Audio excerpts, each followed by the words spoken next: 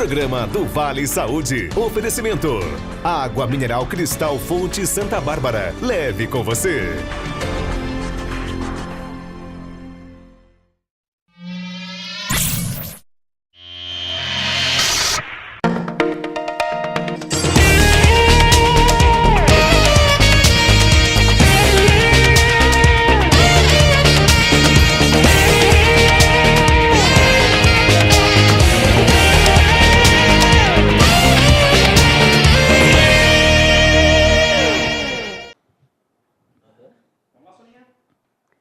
E aí, pessoal, sejam bem-vindos ao do Vale Saúde.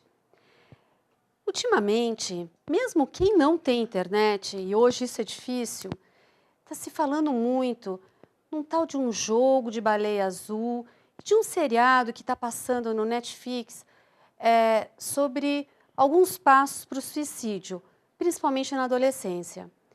É sobre isso que a gente vai falar nessa semana. O nosso convidado para falar sobre isso é o psiquiatra, doutor Evangelista de Vasconcelos, que vai abordar sobre o tema. Doutor, seja super bem-vindo ao programa. Um prazer enorme estar Muito aqui obrigada. Contigo, falar com essa galera toda que te ouve. E vamos tentar esclarecer algumas coisas, porque é um tema de extrema importância. E a gente tem que ter o foco sempre na prevenção. Porque se você não previne, o suicídio é uma coisa muito complicada. Quando consegue, acabou. Não tem mais nada. Doutor, me diz uma coisa. João, né? João. Isso. João, me diz uma coisa. Eu acho que assim, muitos pais estão muito preocupados, né, com essa situação, principalmente com esse seriado que ele ensina alguns passos para se chegar ao suicídio, né? E, na realidade, esse seriado, o objetivo dele é justamente esclarecer o problema do suicídio, que é um problema muito sério de saúde pública, né? Isso. Existe na Organização Mundial de Saúde um grupo-tarefa em Genebra que estuda o suicídio e formas de preveni-lo. Desculpa, estou gripado.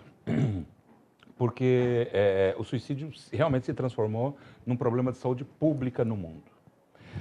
As taxas de suicídio são muito altas em todas as idades. Nos Estados Unidos é a segunda causa de jovens entre 15 e 19. Segunda causa né? nos Estados Unidos. O Canadá é um país que tem uma taxa altíssima de suicídio.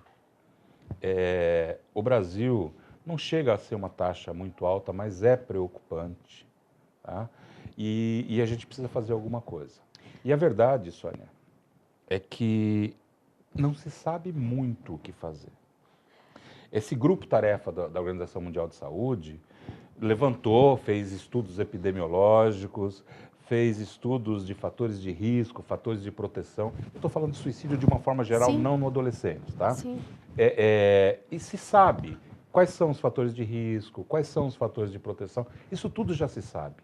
O grande problema é fazer com que essa informação flua em toda a sociedade. E daí esse tipo de programa ser importante, para que as pessoas possam entender, né, que o suicídio não é frescura. Quando alguém tenta suicídio, né, e esse é um dos fatores de risco, é muito comum, por exemplo, você ouvir das pessoas, quando alguém tenta suicídio, falar que foi frescura ou para chamar atenção.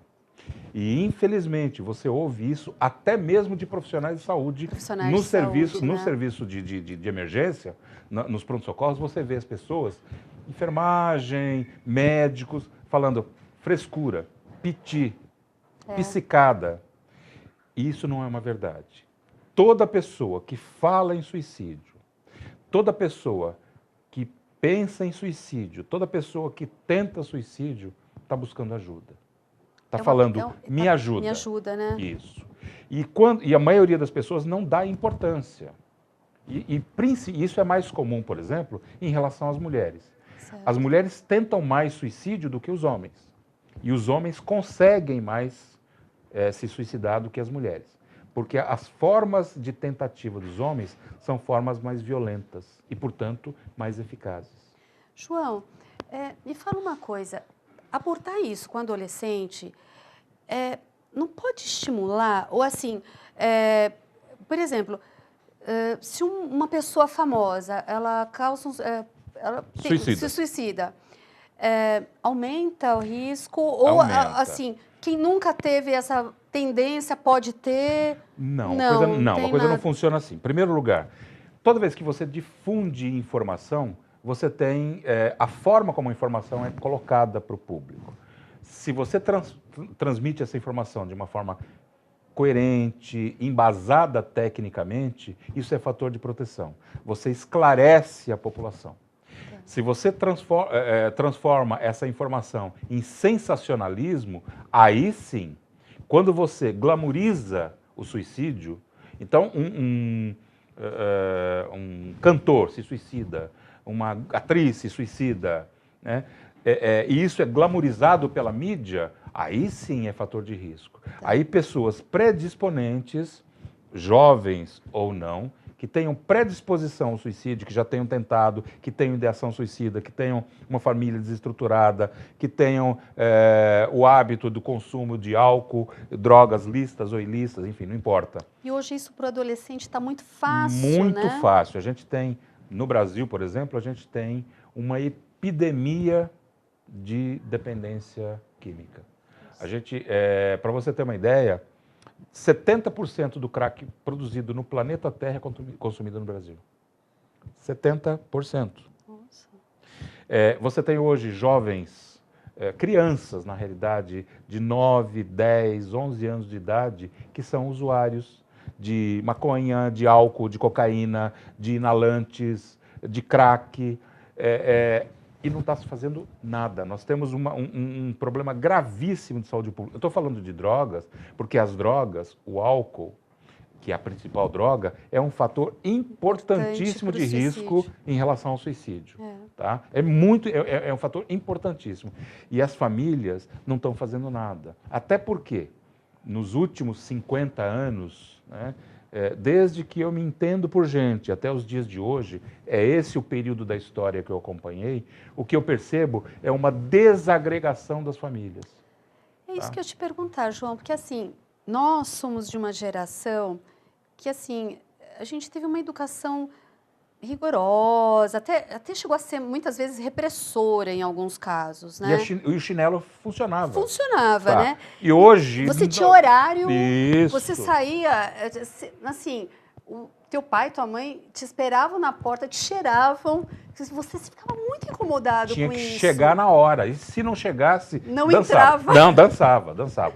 Então, veja bem, eu nem Isso estou... hoje, não, a gente não está pedindo para isso. Não estou pedindo a volta disso. O que eu estou dizendo é que a gente saiu, talvez, de um extremo e fomos para o outro. Extremo, onde né? tudo é permitido. Então, onde o jovem hoje não tem limite. Mas será que às vezes a gente percebe quando até o filho da gente pede limite? Sim, mas para isso, pais e mães têm que falar a mesma linguagem, a família tem que ter uma estrutura, não necessariamente a família nuclear de antigamente, né? Mesmo que seja uma família diferenciada, de pais separados, uma família de casais gays, né? Mas é importante que essa família funcione efetivamente como família, Isso como é um fator polo de muito orientação, importante, né? como polo de limite. O adolescente precisa de limite. O adolescente sem limite, ele se sente inseguro. O adolescente sem limite, ele se perde, porque o adolescente não sabe. Ele acha que sabe, mas ele não sabe. Quem sabe são os mais velhos, que já passaram por isso, que já viveram. O adolescente, que sabe tudo, o adolescente tem algumas características. Ele sabe tudo, ele é imortal, ele é invulnerável, ele está sempre certo. São características, estou exagerando, mas são características de um modo geral. de uma idade, tá? As pessoas crianças estão se comportando isso. assim, E tem um né, detalhe João? muito importante, né? As pessoas não sabem, a maioria das pessoas não sabem. A adolescência, ela tem essas características. A adolescência costuma ser um período de impulsividade, de rebeldia, mas tem uma razão neurobiológica. O nosso cérebro, ele amadurece de baixo para cima e de trás para frente. A última parte do nosso cérebro que amadurece é o córtex pré-frontal, que é o nosso juiz, é o nosso freio, é o nosso autolimite. E isso acontece por volta dos 25 anos de idade. Um adolescente, ele não tem essa região plenamente amadurecida. Então, o adolescente ele é mais impulsivo. Quando se fala de suicídio, isso é um risco enorme. A impulsividade é fator de risco para suicídio. Se você acrescenta a essa idade já difícil, onde ele não é criança nem é adulto, cobram ele como adulto, mas o tratam como criança. Existe um conflito muito grande de gerações. Os pais querem que os filhos adolescentes ajam como adultos e eles não são adultos. Né? Não querem mais que eles sejam tratados como crianças, mas os tratam como crianças. Como crianças. Né? E assim, uma liberalidade muito grande. Quando você pensa nisso, você forma um caldo de cultura de alto risco para quem tem predisposição. Para quem faz parte de grupo de risco. É genético, você nasce... Tá, veja bem, existem muitos fatores de risco. Um deles é a genética. Se você tem histórico de suicídio na família, você tem um maior risco de suicídio. Se você tem histórico de transtorno do humor, de esquizofrenia, de depressão, de transtorno de ansiedade, você tem maior risco de desenvolver isso, e isso é fator de risco para suicídio. Se você tem histórico de dependência de álcool ou outras drogas na família, você é grupo de risco para ser dependente, e isso é fator de risco para suicídio. E o ambiente, o meio? Pois é. Aí, normalmente, adolescente vive com adolescente. E isso é bom, tá? Porque a gente não aprende somente a partir do que a gente pensa. A gente aprende quando a gente troca informações, né? E o adolescente vai trocar informação com quem? Com seus pares. E quando ele tem um grupo de pares saudável, ele vive um ambiente mais saudável, vive um desenvolvimento emocional mais saudável. O problema é que alguns adolescentes se isolam. Nesse isolamento, aumenta o risco de suicídio. E hoje as redes... É normal o adolescente se isolar? Depende, não. O normal é adolescente... Conviver com... Boi preto procura boi preto. Tá. Já ouviu essa frase? Sim. Tá. O doutor Zé Carlos costuma falar isso. É verdade. Né? Boi preto procura boi preto. E é verdade. Os adolescentes, ele procura os seus pares. Aqueles que são parecidos com ele mesmo. Então, se você tem um adolescente já com predisposição à depressão, à angústia existencial, ele vai acabar buscando pessoas, né? Ou se isolando, né? E buscando através da internet, do mundo virtual. E aí vem a questão da baleia azul. Isso é uma preocupação muito grande, não, João? Mas é muito difícil você controlar isso. Como é que você vai controlar a internet? O acesso do teu filho à internet. Aliás, os teus filhos, né, os adolescentes, manjam muito mais de computador do que as gerações mais... A minha neta, ela me ensina a mexer. Exatamente. Então, a gente tem essa dificuldade. Como é que você vai impor limites? Então, eu acho que o segredo talvez seja a gente voltar a ter famílias como a gente tinha antigamente, onde as pessoas conversam.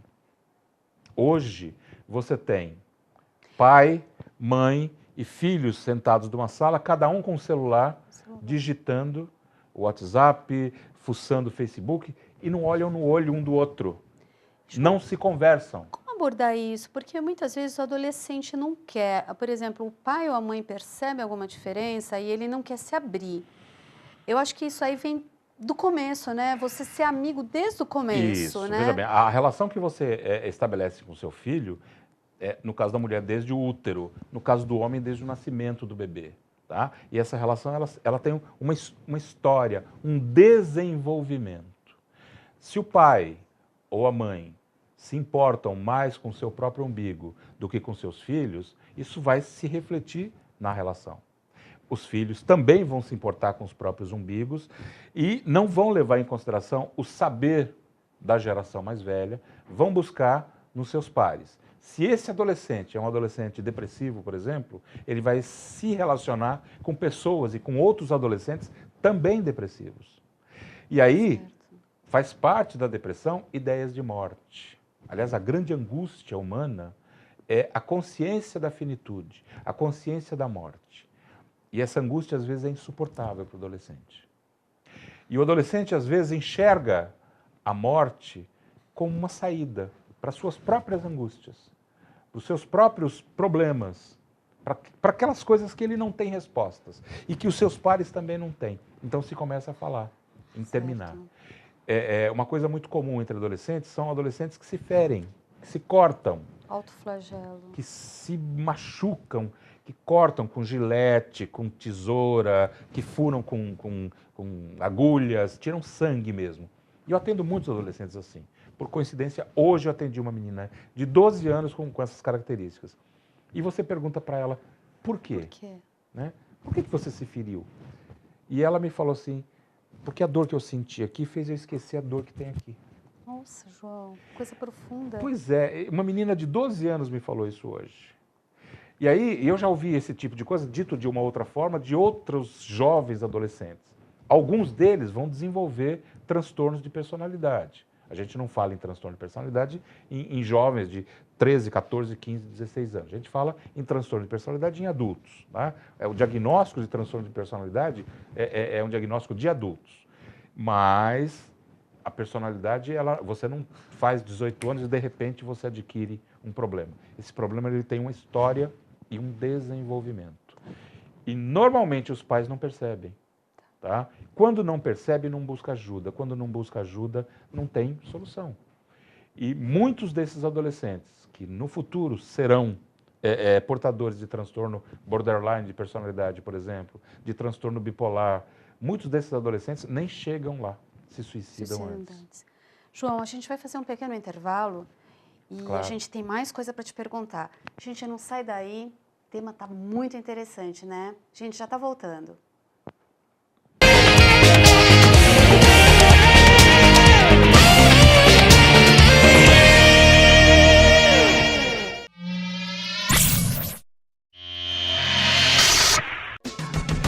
Programa do Vale Saúde. Oferecimento. Água mineral Cristal Fonte Santa Bárbara. Leve com você.